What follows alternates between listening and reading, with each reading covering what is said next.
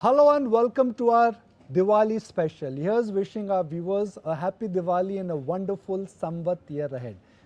The bull market continues, be it real estate, precious metal, or even equities. But is the bull market, which started post-COVID, here to stay? What are the factors which could influence your portfolio, both external and internal? And if the India story is alive and kicking, what explains this bout of volatility which has suddenly haunted us? So let's discuss all that and much more with a very special guest. I'll call him special because he's got experience, knowledge and insights as to where the market cycles are headed. Over the years I've interacted with him personally, I've learned a lot, and this is one episode which all our viewers, they just wait and wait to understand some money making ideas and thoughts from Manish Chokhani. Manish bhai, thank you so very much for joining us. Wishing you a very happy Diwali. Wish you and all the viewers a very, very happy Diwali. I'll start with something which is very basic, something which over the years which you alluded to, the market cycle. Doesn't matter where we are, it is important for us to identify the market cycle, and the market cycle will just come up on your screen. It starts after a crash, then it moves into recovery, boom, there is disbelief, and then there is crash. Where is this bull market if you have to talk about in terms of the market cycle? So if you're showing the graphic, which is the source of it, of course, is the great Mark Faber, who used to show how this market goes through 5 or 6 phases. And we are, of course, in the phase where there's profit expansion going on. And we haven't yet created the story that this time is different and India will grow to the moon. Like you remember the 2000 to 2008 bull market, when BRICS had become the predominant theory and commodities and China had actually led that bull market. And if you remember the peak which then China made, it didn't then recover from that for the next 14 years. And it's consistent with what has happened with every bubble in the past decades. From the 60s when the US had their Nifty 50, the Kodaks and the Xeroxes and all of that. In the 70s it went to gold, silver, oil markets, which peaked in 1980. In the 80s it went to Japan and Taiwan, and it took 30 years for Japan to come back from there. In the 90s it went to the Nasdaq. 2000 to 2008, as I said, was BRICS and commodities. The last decade clearly has belonged back to technology and FANGs. And it is a hypothesis that India, emerging markets and hard assets will be back big time. And I've been saying this for a while that we will see a melt up in India sometime this decade. But that story is not yet so popular. And I hope we don't get the melt up, because you don't want to make all your money in 2 years and then repent for the next 10. So the supply response which is coming, the regulatory response which is coming, keeping kind of this market cooled off, is preventing that kind of euphoric bubble being formed, which I think on balance is a good thing. So in the context of market cycles, I say profit expansion is there. The crazy multiple expansions which we've seen in a few sectors hasn't affected the entire market, because if you take the market quadrants of quartile 1, quartile 2, quartile 3, which comprise 25% of the market, the top 40 odd companies are about half of India's market cap, and you don't see a bubble there. You surely do see that in pockets. And again, it's because they had gone to sleep post 2008. What led this bull market? PSUs, capital goods, real estate, which post 2008 didn't do anything for 14-15 years. So they're having their day in the sun. The market's already rotating back to the favorites of pharma, IT, financials, consumers. As the rotation takes place, you will then start seeing profit acceleration in the economy as well, and then new sectors leading this onward. So just to get this cycle right, which is very important for us, you are of the view that there are excesses in the market, but there is no bubble or euphoria. Yes, I don't think I can call the entire market a bubble. Like I said, if the top 40 companies are not trading at excessively crazy valuations, it's certainly there in pockets. Like we discovered, defense, railways, PSUs in capital goods, a lot of multinationals, to an extent where every multinational owner of the business across the world has come and sold in India. GE and Whirlpool from US have sold, BAT and Vodafone from UK have sold, Sumitomo from Japan has sold, Singtel from Singapore has sold, and now of course you have the Koreans who've discovered the magic mantra of getting 25 multiples for stocks which are in their home country trading at 5 multiples. So Hyundai has come, I assume Samsung will come, and also PE investors have encashed. I think in the last 6 months alone, $15 billion has gone back to promoters and private equity investors. And you know, I remember in 1999, Infosys and that time Satyam went public because they wanted to raise capital in Nasdaq. Now it's the other way around. how the wheel has turned completely Absolutely. and beautifully Absolutely. in our favor. Absolutely right. Okay. The wheel has also turned in favor of the Indian investor. Now FI ownership and DI ownership is at par. The bull market of 2000 to 2010 was dominated by FIs. Then came the HNI moment of the market dominated by large HNI investors like you. And now it's the retail investor. Absolutely. There's data which everybody knows, SIP or DMAT. Is this a real deal? Are we at an inflection point, or this trend could also peak up? No, I do think this is a secular trend, and both Indians and foreigners are underinvested in India. If I take the foreign ownership also, on our 5.5 trillion odd market cap, they barely have $800 billion in India. US is 62% of the world market cap, which is north of what, $120 trillion. So if India doesn't even have a trillion invested by overseas investors, and it's clearly an economy which will be 10 times its size in the next 20 years. So the bulk of profits of India lie ahead, not in the rear view, like you've seen in the developed world. Even in the greatest market, which is US, the profit cycle is being boosted now by the magnificent 4, I would say, not even the magnificent 7. And that's clearly a market which is climaxing, and it can't be 62% of world market cap. India, with barely now, what, 4% of global market cap, is still too tiny for foreigners not to be invested. And we suffered because emerging markets as a class died out with the fall of Russia, Brazil and China. And they could not attract money for emerging market funds. I think we will start becoming part of global portfolios. So don't give up faith on that the foreigners won't come back. You may have seen an outflow, but it's 1% of the total stock that they're holding in India. 10 billion is about 1.5% of what they hold. I think they'll come back massively. And as far as Indian retail is concerned, for I think last 20, 30 years, not just me, but all my colleagues in the market have waited for this moment where Indians decide asset allocation, of which, of the $1 trillion roughly which we save, half was going to real estate and gold, which is not really compounding for you, unlike financial assets which can come with a dividend coupon or an interest coupon and so on. And in that, equities is today still getting only 50 billion. Even the 4 billion inflow a month is only 50 billion. It's 5% of my asset allocation. So I think this is a trend which is going to continue for long. The financialization trend of India, that the savings are growing and more goes to financial products, whether it is banks, whether it is insurance companies, whether it is capital market products. I think everyone is on a secular uptrend, and this trend can only accelerate from here, which was the case for calling out there may be a bubble over here. The good news is capital supply response is meeting it. Promoters are selling from abroad as well as India, private equity is selling, and companies are coming out and raising capital which they otherwise would not have had access to, which gives you the next round of burst of earning growth as well, because you'll create those capacities. You've always, over the years, shared examples of US and China. Sure. China in terms of penetration level and where our potential is, Right. US in terms of trends.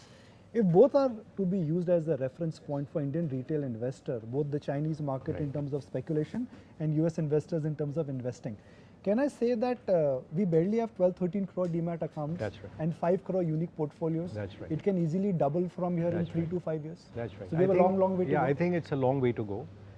Sometimes valuations run ahead of themselves, so I'm not making a case for anything right now. The valuations certainly in quartile 2, quartile 3 are, in quartile 3 and 4 are not as lucrative as it is in the larger companies, and that's why I think all of us in the markets have been saying that don't get your asset allocation wrong, that normally it's a 75-25 mix between large and small.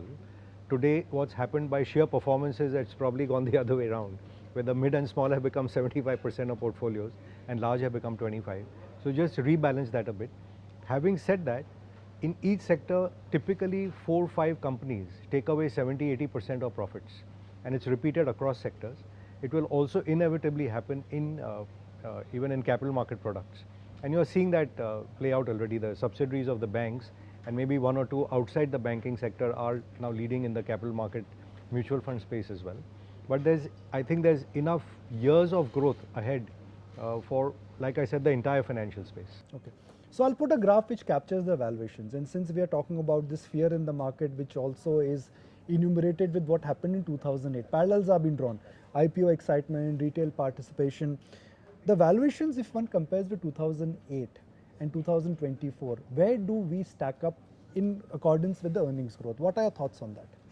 So 2008, of course, was the era of the US blow-up with subprime, and then property and all those companies which otherwise would not have had access to money got it. This cycle, again, the US started printing post-COVID, and the Chinese also continued printing post-COVID. India actually had held the throttle back. If you see RBI action, both on the rupee as well as on interest rates, they have taken a very, very conservative stance, which I'm, in a way, I'm happy about, that it's holding this bubble down. But I'm also unhappy, my favorite topic about, rupee, denying Indians the purchasing power which they should have had, denying our service exporters, which are the really value-added people, from getting their just dues, and the IT worker actually not getting his dues in the guise of, what the processing guys in manufacturing are doing. But leave that aside. Earning growth in India typically is around 14-15%, and the ROEs are typically that. And therefore, our market traditionally used to peak out at 20 times and bottom out at about 12 times, which is when interest rates would fall. We are currently one standard deviation above that. But if I take the mid and small, they are at completely another level. It is true that they tend to grow faster than the larger companies, but only for limited periods of time, because eventually you're a vendor or a supplier to somebody else if you're tier 2 or 3, and it's very hard to see someone compounding and getting an ROE north of 25% on a sustained basis. Our markets have given that and much more in the last 3-4 years, because it got released after COVID, but it's only caught up to trend line of 2018 when they had all crashed. So I don't think we should take the last 4-5 years as representative of what is coming. Personally, I don't think we are looking for even double-digit return from this market next year. But on a trend line, you will still make the 14-15%. And for these kind of multiples, you must have this sort of euphoria repeating at the end of the cycle. So let's say I'm taking a view today on 2030. If I think our market trades at 20-25 times even then, and we compound earnings at 15, you will basically double in the next 5 years. If the multiple goes down for some reason, because of whatever crisis may happen in the world, then you don't even make earning growth over there. Now, unfortunately, if you bought 30, 40, 50, 100 P stocks, I can only wish you well, and you may have a religious experience. So let me just leave it at that. But it's not looking like a 2008 crisis from an India perspective. There are certainly issues in the world. And again, like the known unknowns never come and surprise you. But there's enough on the horizon. If you want briefly, we can do, geopolitics is now well known and understood. 2 wars, someone else does something, a lot of the euphoria can vanish in at least a sell-off. It will not be in a death of India, but it will result in a sell-off. Second is domestic politics all over the world has become very strident. So it's either hard left or either hard right. And repercussions of that on societies are also hard to tell, which is then playing back into geopolitics. The biggest trend I think we miss is on the tech disruption. What is going on indeed with AI, and even more importantly for biotech, and the reordering of what will happen to our 2 biggest exporting engines, our IT and pharma, I think can have major repercussions. And technologically, we are behind China and behind US at least 20 years. So what happens when AI comes in, when robotics come in, when biotech comes in, and new profit engines are created in the world? Will we participate, will we not participate? Because it won't ever be a linear line. The fourth, of course, is always the debt bubble, which to me is the central issue which will blow up the world this time. Everyone and his uncle is printing money like there's no tomorrow. We keep accumulating it thinking it's reserves. The US has printed $600 billion in the last 2 months. How can that be a reserve for somebody? That's explaining the bull market for gold, silver, uranium and all. Even coffee and cocoa. Orange juice. Are things which you can't produce enough of. So too much money is chasing goods. That's also playing back into my thesis of hard assets doing well in this decade and back to emerging markets. And the last, of course, is climate change. If Bangalore, Delhi, Bombay are going underwater, you can't even work from home. How do you create revenues and how do you create profits? So there are risks over there. This market is not giving you pricing, which is giving you, I would say, margin of safety. It's a market which is paying for growth now. And as long as your growth momentum is up, and you'll see it even now in the results, as long as companies are delivering results, the stocks still go up. Company misses by 5 or 10% and boom, you're down 10-15% on the same day. So it's telling you market's a bit nervous and it needs some time to digest this earnings to then start hopefully the next leg up. Before I move into specific sectors and themes, I would just like to, draw the big sketch for India. Sure. Indian savings or Indian wealth is divided in 3 large categories. A lot of real estate, some gold, and little bit equities. No, I think the number today, if I'm not wrong, there will be about 6 trillion worth of real estate which Indians hold. The gold number is actually $2 trillion. Okay. It's one Almost half of reason. India's GDP. Yeah, which will do well because for years we've held that, I think it's 35 or 40,000 tons of gold held in India. It's also a source which people use because now they go and they borrow and take gold loans against it. So gold is 2 trillion, and if I take India owning 85% of the 5.5 trillion, it's north of 4.5 trillion of equity. So it's not a small number now. Yeah, promoters included. So yeah, I mean that's Indian wealth. No? Promoters included. So Fair point. if you add up all this and you say India has wealth of about $14 trillion, it allows you to keep consuming, and it also, remember, India has a terminal value in everyone's mind. That confidence is what gives you multiples. Yes.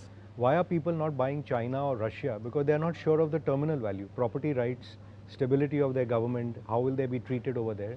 That's why most of the world treats these as trades, and India becomes the terminal value stock. And that's why I say my long-term outlook is still very, very, bullish. That India will be, $40 trillion economy in the next 20 years. On the 40 trillion, you'll keep making this 5 or 6% type of profit share to GDP. It's a staggering number. We'll be at 10 times the profit that we are today also.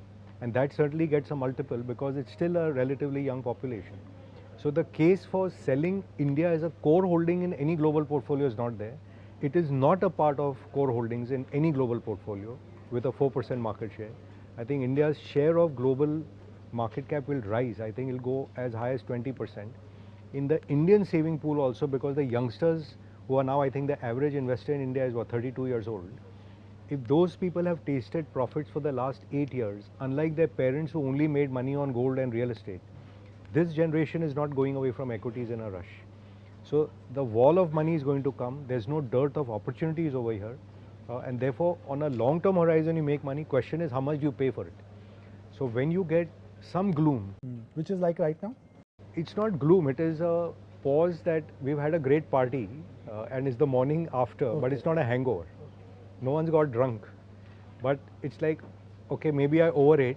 I should take a little fast for a day. But you're not going to stop eating for the whole week. But some parts of the world have got drunk.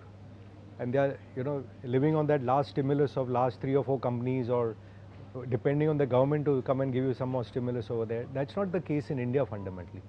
So I would hope my desired outcome is we go sideways for a while and then resume our trajectory up. I hope that happens. I'll pick up 2 sectors. One where everybody thought outperformance will kick in, and second where outperformance has delightfully surprised everyone. PSUs. We can cut PSUs in defense, railways, metals, lot of... And the financials, they're actually two different. Is the party over in PSUs given the recent leg of So decline? some of them, like the defense PSUs, railway PSUs, a lot of the capital goods PSUs, I think it got a bit too euphoric because they were so under-owned. Because there's no one who comes in the middle and the stock keeps trending up, and as a retail investor you don't really know better. And when you see, say, a 50% earning growth, you think 40p multiple is okay. So all of these I think went to excesses, and a lot of stocks which have now corrected 30-40% over there, they are still up 150% for the year. After correction they may be up 80% for the year, but no one has felt the pain over there as yet. But like I said, you don't make these kind of returns in a stock. Eventually stock returns will track what earnings will do. You are not going to make those kinds of returns over there. PSU financials, on the other hand, they did participate in the beginning, but it was really a rate of change on earnings. You remember the time when the entire PSU banks were equal to market cap of HDFC Bank. Then they caught up. SBI. Yeah, put them together, and you take all of them together, and you just see they have only performed in line with earning growth. The PE multiples, I was just shocked to see SBI, BOB, PNB, Canara Bank, Union Bank. These are the top 5. SBI still may have a 8 multiple. The rest are like 4, 5, 6 multiples. These businesses will make 15% ROE. They are paying you nice dividends also. So there is a rate of change which is there. The market's a bit worried on banking. Oh, everything is so good, but we haven't paid for it. So like a lot of my friends in the market, I think financials is a fantastic place because we all got distracted and went away to rightfully to the capital market space, where brokers, fund managers, wealth managers, mutual funds all have done superb. But again, it's part of a mix. even today, I will have some of my money in a bank and some of my money in a mutual fund. Whereas we tended to go all or none. So life is never like that. So you build a portfolio which is balanced. I think there's a lot of money to be made here because the bets are still asymmetric on the banking side, including the best. We've made HDFC Bank has become a meme like ITC used to be, right? Yes. So it tells you that there's the time will come. The issue with banking, I feel, is everyone owned it. And if you take banks as 20-25% of market cap, it's $1 trillion. And $1 trillion, almost all of which is free float. So it takes a lot of money power to lift it. I think the climax of banking will only come when foreigners return. It's not that it's going to happen next year just because it's not performed last year. It may still be a long haul. But for people like me, like I always say, I'm a farmer, I plant my seeds. And as long as the crop is growing at 15%, the longer it takes to grow, the better for me. Because I don't need to get validation every week, every month, every year on my stocks. If I get a climax, eventually 5 years later, when the 5p stock becomes 25 and the earnings have compounded and doubled, you make a 10x. It's like a mango tree actually, right? You plant it, after 3 years you get a fruit. I'm happy to hold stocks. I don't want to sell and pay tax. As long as the business is doing well, the wealth is parked there. What's my rush in life? So I go back to that original point. The PSU basket which we've classified into, let's say, hard assets, Yeah. metals, that would include, let's say, Nalco and So others. again, I don't think you should put them into a bucket. It's like all PSUs did not participate. Same way all PSUs will not fall. And within that, do you think banking will fall the least? Banking is not going to fall. I don't think there's room for banking to fall. And if it does, then you should go and buy it by the truckloads. But like you mentioned, say metals. Now, if there is inflation in the world, the underlying earnings that a lot of these companies may deliver, it won't be the old industrial like iron ore and all because there's too much steel in the world. But the non-ferrous and certainly the precious side, there's a lot of money to be made there. Like Coal India, nobody wanted. The world has forgotten about ESG because you need energy. India needs to transition, and that's the second biggest theme of India, is this whole energy transition, power. We didn't invest for 15 years. Now you're facing power shortages, the transmission companies, the solar companies, tremendous amount of money to be made here. And that will also play out. So energy transition is actually, believe it or not, the next question on the list. So perhaps we preempted you.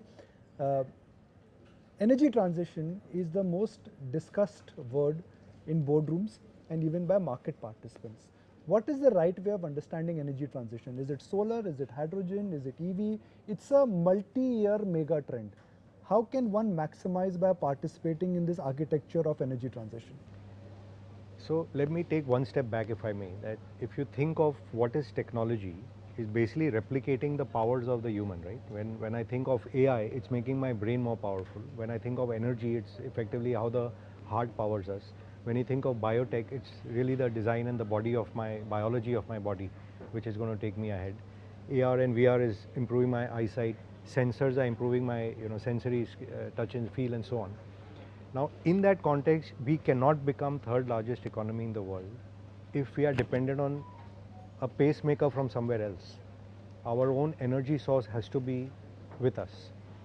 You saw how US came back big time when they discovered a lot of oil. Otherwise, they used to keep looking at Middle East. They don't anymore. China, what it's done strategically to go and buy out all these energy assets and transition dramatically into solar, lithium, EVs, batteries. They own this entire chain. That's why they are ahead and they will stay ahead. If India doesn't fix this, it's a fundamental problem. Number two, like we missed the industrial revolution with the advent of the machines, which made labor irrelevant. If we miss the AI revolution, which is going to expand your brain power 100x, we're going to, I don't think this linear forecast that we are becoming third largest, second largest will play out.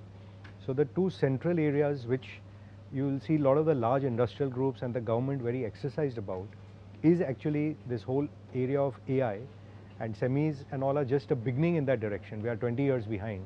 So a lot of catching up. Biotech, which we really have to catch up, and energy. And in energy, the large users will have to go hydrogen. The small users will end up with lithium. And for our homes, it will have to be solar. So all three have to play out, and you must have some bets in this space starting out. Don't ask me for names, I won't give you a name.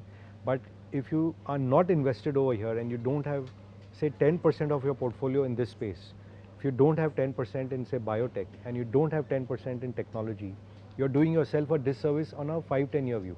There will be times when these will also get overpriced, they will crash, but you should go in. But as a portfolio construct, you have to think, I need some bets over here, just to not only ensure my future, but also our country's future. But in terms of the great energy transition, it's the big corporates who essentially are betting on it. For example, Tata Power, Yes. they would be expanding capacity. They're doing a only in fantastic solar. job, yes. Adani, fantastic Adani, job. fantastic. Reliance is on the game. Jindal's in the game. So all the big houses have realized it. And sometimes, like you say, you follow people who are smarter, wiser, and putting their money where their mouth is. I think it's certainly showing up over here. So we've identified PSUs. The secular bull run is over just because the name Bharat or India was a prefix or a suffix. That crazy mania is over. Banks have a scope, according to you, to make a comeback. It's beaten down, ignored, but eventually Yes. value is there. And you're just thinking through it. When everything was growing at 30%, banks were growing at 15%. Sure.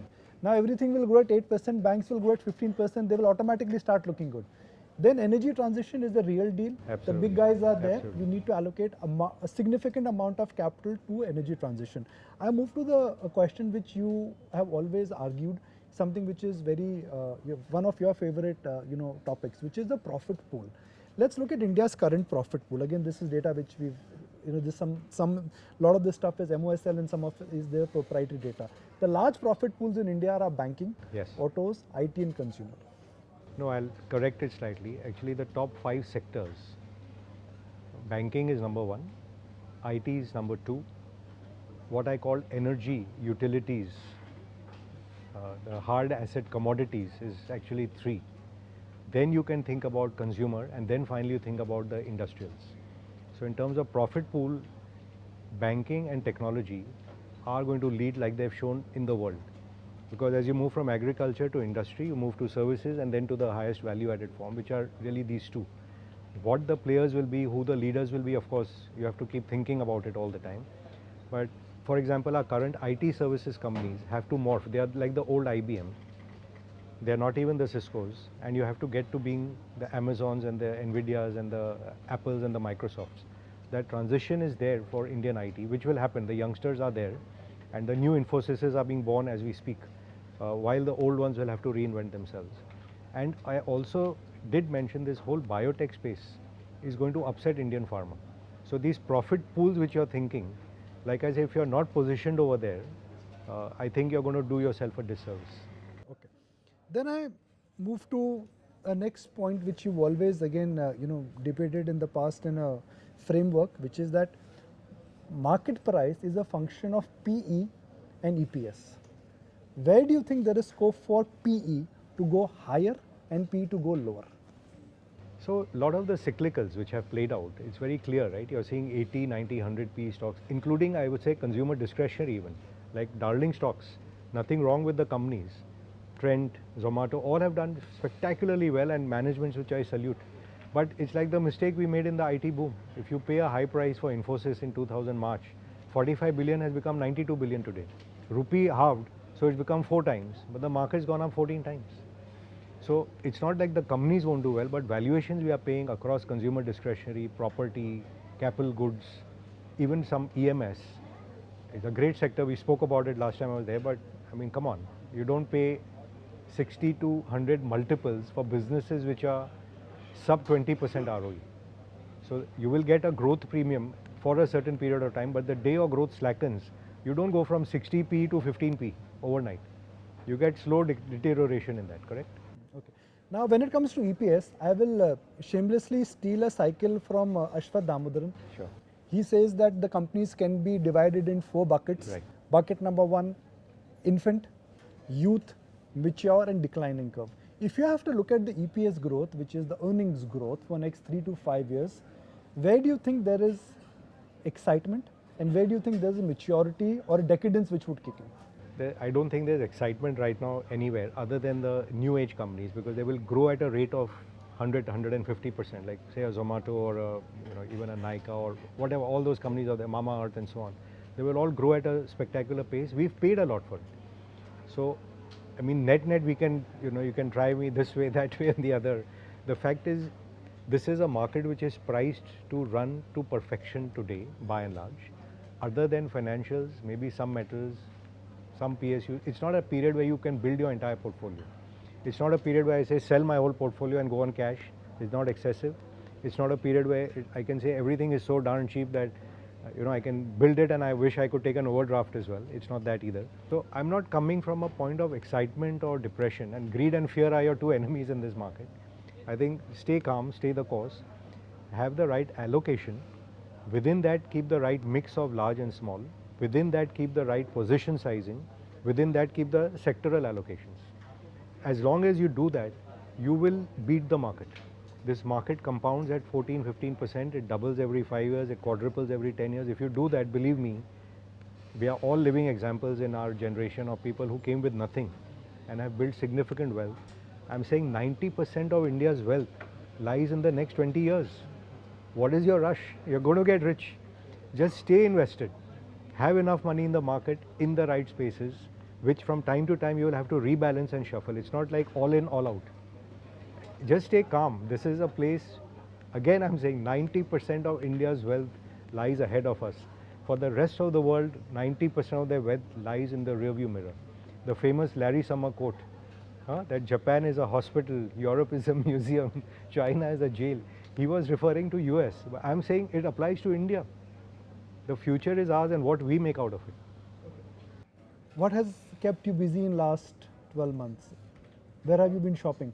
No, well, let me answer this at a personal level. Number one, we should be very grateful to be in India at this time and space. It's not only about Lakshmi Ji on Diwali day. It's also about Saraswati, where you can learn, and it's also about Durga, where you have emotion and connects and relationships.